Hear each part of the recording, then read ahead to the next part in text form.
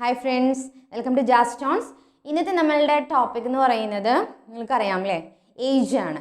Okay, ഏജിൻ്റെ 2-3 sections നമ്മൾ class കഴിഞ്ഞതാണ്. That means sections എന്ന് പറഞ്ഞാൽ തന്നെയും അത്രയും ടൈപ്സ് പ്രോബ്ലംസ് നമ്മൾ കവർ ചെയ്തതാണെന്ന് അർത്ഥം. ഓക്കെ, ബേസിക് ആയിട്ട് നമ്മൾക്ക് ഒരു ഇക്വേഷനും അറിയില്ല എന്നുണ്ടെങ്കിൽ നിങ്ങൾ എപ്പോഴും ചോദിക്കുന്ന പോലെ ഷോർട്ട് കട്ട്സ് ഇല്ലാതെ, ഓക്കെ, ഷോർട്ട് കട്ട്സിൽ നമ്മൾ പ്രോബ്ലംസ് ചെയ്യുന്നുണ്ട്.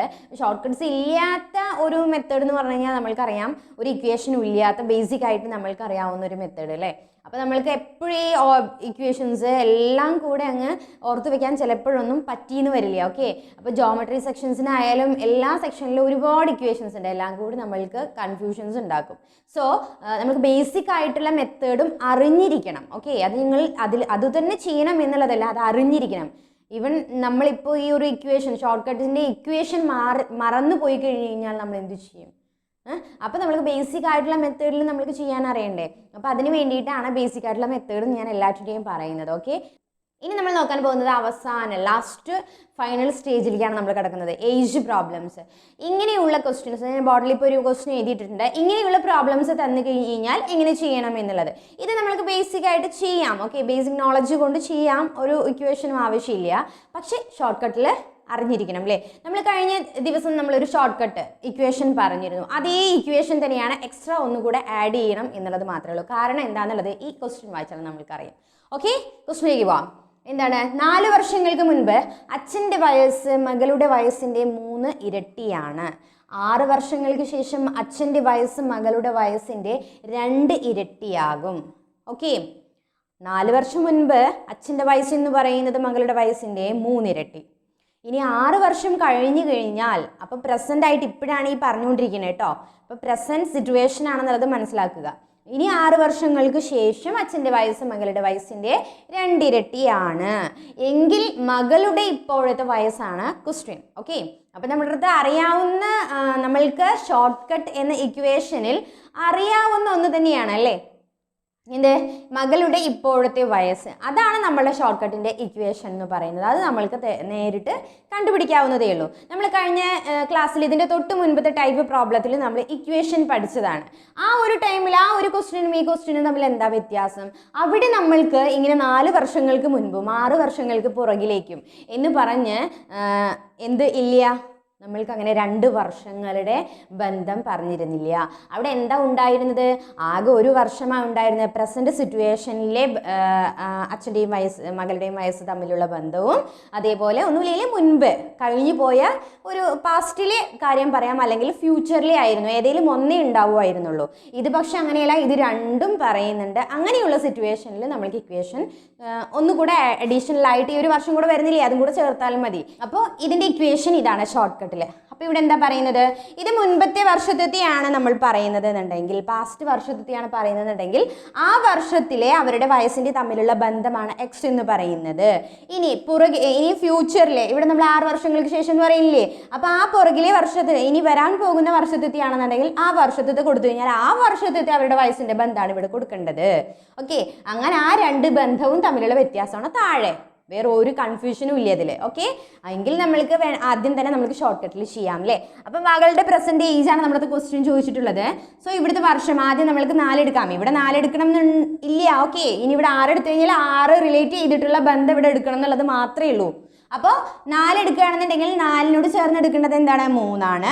6 എടുക്കുമ്പോൾ 6നോട് ചേർന്ന് എടുക്കേണ്ടത് എന്താണ്? 2 ഇരട്ടി എന്നാ പറയുന്നത് 2 ആണ്. ഓക്കെ, അപ്പോൾ ഇവിടെ എന്താണ്? 4 നമ്മൾ എടുക്കുകയാണെന്നുണ്ടെങ്കിൽ 4നോട് ബന്ധപ്പെട്ടിട്ടുള്ള അവരുടെ വയസ്സിൻ്റെ ബന്ധം എന്ന് പറയുന്നത് 3 ആണ്. സോ 3 - 1 പ്ലസ് 6നോട് ചേർന്ന് എടുക്കുകയാണെന്നുണ്ടെങ്കിൽ നമ്മൾക്ക് കൊടുക്കേണ്ടത് y എന്ന് പറയുന്നത് എത്രയാണ്? 2 മടങ്ങാണ്. സോ 2 - 1 ഡിവൈഡഡ് ബൈ മുകളിലേത് എത്രയാണ് ബന്ധം? 3 - 2. ഇവിടെ നമ്മൾ പറഞ്ഞു ഇത് 3 ആയാലും ഇത് 2 ആയാലും ഈ മടങ്ങ് ഇപ്പം അങ്ങോട്ടും ഇങ്ങോട്ടും വന്നു എന്ന് വിചാരിക്കൂ, നോ പ്രോബ്ലം. എന്താണ്?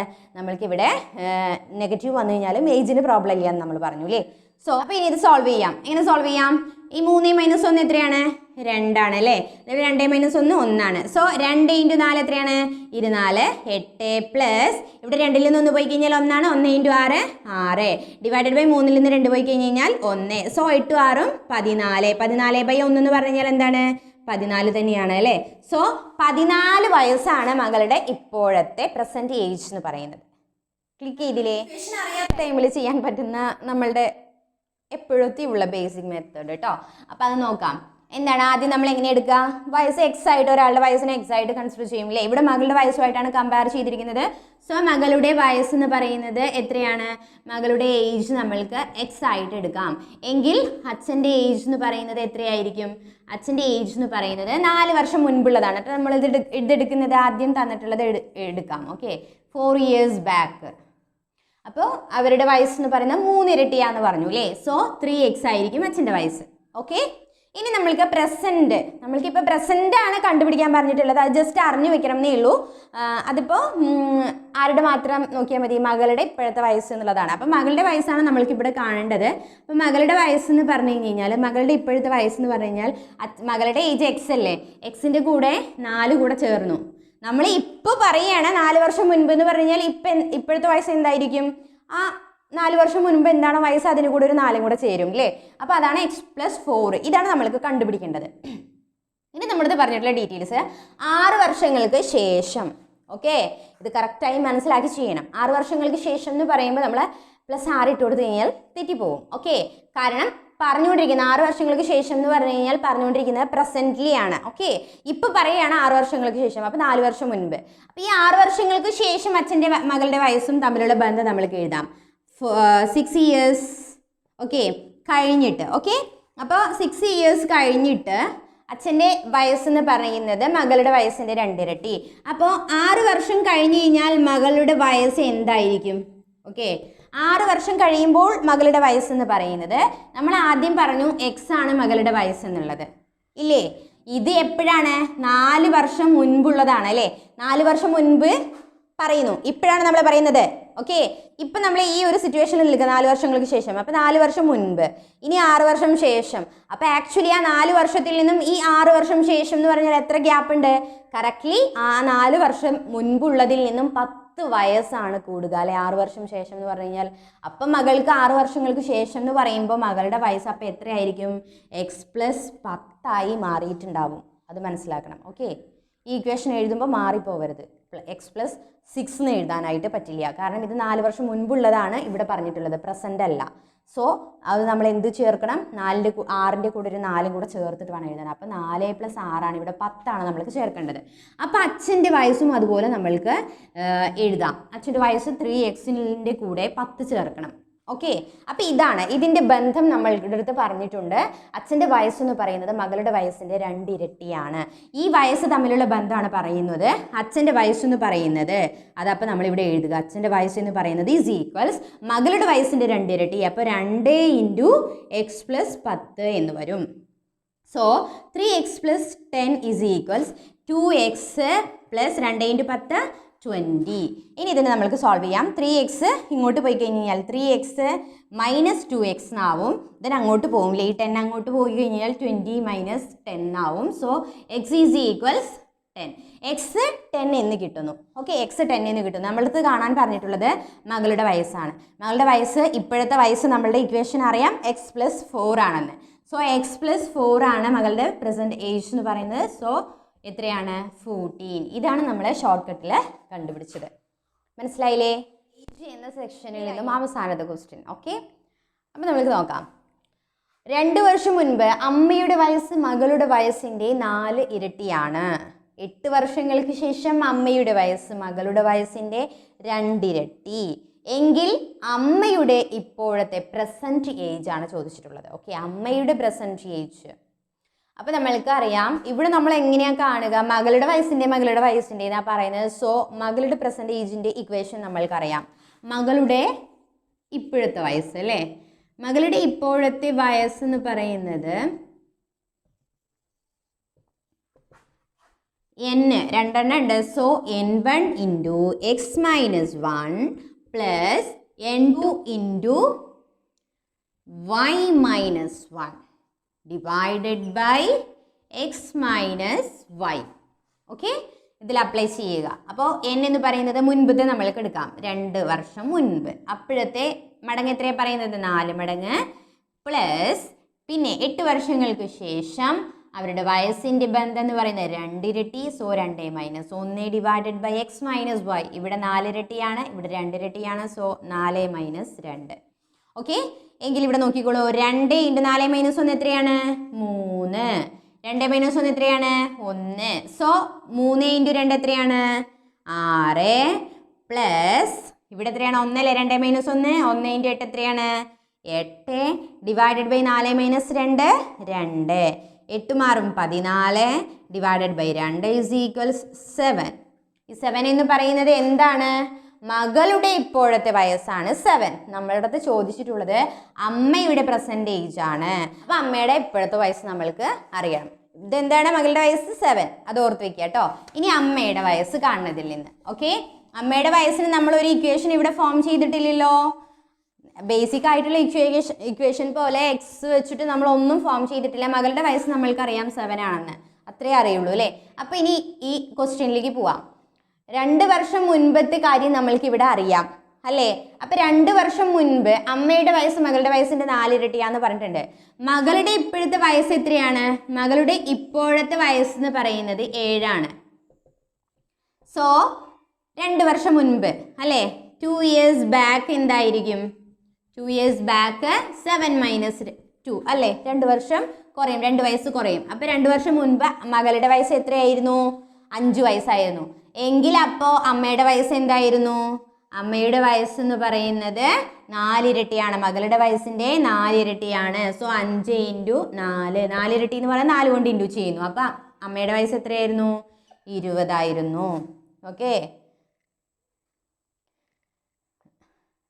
ഈ വയസ്സ് കണ്ടിട്ട് നിങ്ങൾ ഒരിക്കലും തെറ്റിദ്ധരിക്കട്ടെ. നമ്മളുടെ ലോയോ ആയിട്ടൊന്നും ഇവിടെ ഒരു ബന്ധമില്ല. നമ്മൾക്കിവിടെ എന്താണ്, ജസ്റ്റ് ഞാൻ ചുമ്മാ ഒരു ക്വസ്റ്റ്യൻ ഫോം ചെയ്തു തന്നില്ല കേട്ടോ. ഇയേഴ്സ് കാണുമ്പോഴേ ചിലർക്കൊക്കെ എന്തെങ്കിലുമൊക്കെ തോന്നുന്നുണ്ടാവും. 20 years മകൾക്ക് 5 വയസ്സല്ലേ. അപ്പോൾ നോക്കാം. ഇനി അമ്മയുടെ വയസ്സ് 2 വർഷം മുൻപ് 20 വയസ്സായിരുന്നു.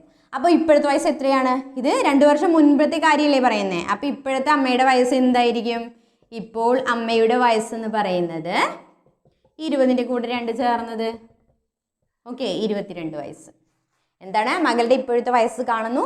അതിനുശേഷം നമ്മൾക്ക് അറിയാവുന്നത് 2 years ബാക്കിൽ മകളുടെ വയസ്സ് പറഞ്ഞിട്ടുണ്ട്. അപ്പോൾ അത് നമ്മൾക്ക് കാണാം. 2 years ബാക്ക് എന്ന് പറയുമ്പോൾ അപ്പോഴാണ് ആ ബന്ധം നമ്മൾക്ക് കിട്ടുക. അപ്പോൾ 2 years ബാക്ക് വെച്ചിട്ട് നമ്മൾക്ക് ഇത് ചെയ്യാം.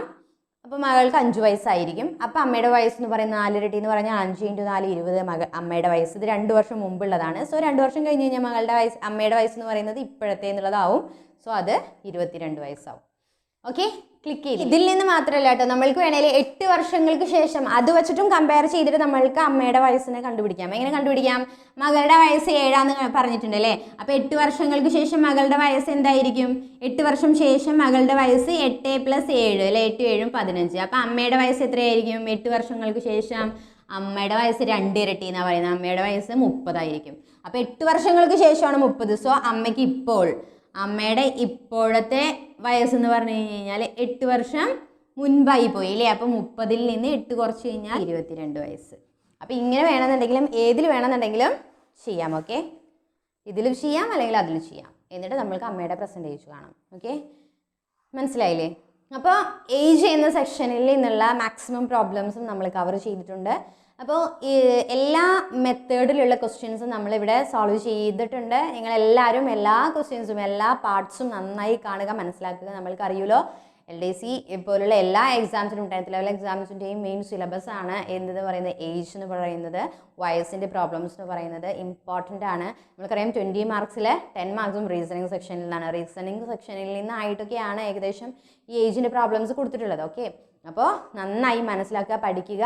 അപ്പോൾ ഇതിനു മുമ്പുള്ള എല്ലാ പാർട്സും കറക്റ്റായി റിവൈസ് ചെയ്ത് കാണുക. ഓക്കെ, കറക്റ്റ് എന്താണ് സ്റ്റെപ്പ് ബൈ സ്റ്റെപ്പായി തന്നെ മനസ്സിലാക്കി പോവുക കേട്ടോ. ഇപ്പോൾ ഈ അവസാനത്തെ കണ്ടിട്ട് ആദ്യത്തെ കാണുമ്പോൾ നമ്മൾക്ക് ശരിയാവില്ല. ഓക്കെ, ഇത് ശരിക്കും ക്ലിക്ക് ചെയ്യില്ല. അപ്പോൾ ആദ്യത്തെ വീഡിയോ ആദ്യം കാണുക, എന്നിട്ട് ഇത് കാണുക. അപ്പോൾ നിങ്ങൾക്ക് ഇതെല്ലാം സിമ്പിളായി തോന്നും. ഓക്കെ, അപ്പോൾ എന്തെങ്കിലും നിങ്ങൾക്ക് അഭിപ്രായങ്ങൾ ഉണ്ടെന്നുണ്ടെങ്കിൽ തീർച്ചയായിട്ടും കമൻറ്റ് സെക്ഷനിൽ എന്നെ അറിയിക്കാവുന്നതാണ്.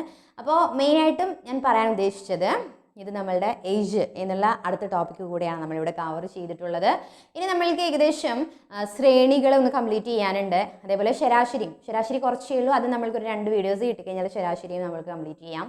പിന്നെ നമ്മൾ വരാൻ പോകുന്നത് നമ്മൾക്കറിയാം ഏതാണ്, ദൂരവും സമയവുമാണ് അടുത്ത ടോപ്പിക് എന്ന് പറയുന്നത്. അത് നമ്മൾ സ്റ്റാർട്ട് ചെയ്യുന്നതായിരിക്കും. ഓക്കെ, അപ്പോൾ നമ്മുടെ വീഡിയോസ് ഇഷ്ടപ്പെട്ടിട്ടുണ്ടെന്നുണ്ടെങ്കിൽ തീർച്ചയായിട്ടും ആദ്യമായിട്ട് കാണുന്നവരാണെന്നുണ്ടെങ്കിൽ ആദ്യം നിങ്ങൾ ചെയ്യേണ്ടത്, ഇനിയും സബ്സ്ക്രൈബ് ചെയ്തിട്ടില്ല എന്നുണ്ടെങ്കിൽ സബ്സ്ക്രൈബ് ചെയ്യുക. തൊട്ടടുത്ത് കാണുന്ന ബെല്ലൈക്കൺ കൂടെ പ്രസ് ചെയ്ത് കഴിഞ്ഞാൽ കണ്ടിന്യൂസ് ആയിട്ടുള്ള വീഡിയോസിൻ്റെ നോട്ടിഫിക്കേഷൻസ് നിങ്ങൾക്ക് ലഭിക്കുകയും അതേപോലെ കറക്റ്റായിട്ട് നിങ്ങൾക്ക് ക്ലാസ്സസ് ലഭിക്കുകയും ചെയ്യും. ഓക്കെ, അപ്പോൾ അടുത്ത വീഡിയോയിൽ നമ്മൾ കാണുന്നവരെയും ടേക്ക് കെയർ, ബൈ.